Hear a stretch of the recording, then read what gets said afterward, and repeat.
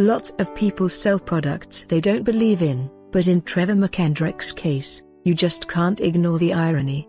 That's because Trevor is an atheist who sells Bibles for a living, and something just doesn't feel right about that, even to him.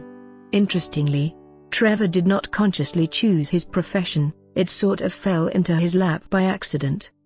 He happened to be out at a dinner with his family in February 2012, when he found out that a relative was making $8,000 to $10,000 a month just by selling iPhone apps.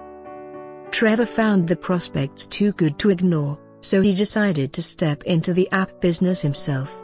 All he wanted to do was to make about $600 a month, which would have been enough to cover his rent.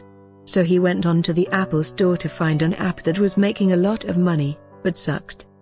He soon found what he was looking for, a few Spanish Bible apps that were supposedly terrible.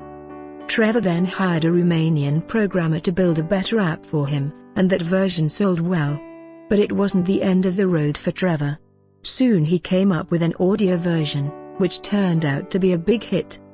He began to make serious money, almost $5,000 to $6,000 per month. That was the moment where it was, "Oh, this is not just a side project. This is a living," he said. According to his blog, the app generated $73,034 in net revenue during its first year.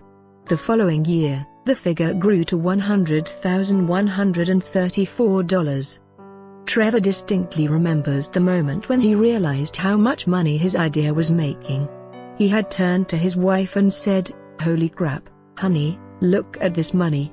Although it's been over 2 years, Trevor still finds his success hard to believe. He said that it doesn't feel like real money because so little work is involved. "Dude, I spend maybe an hour on this thing."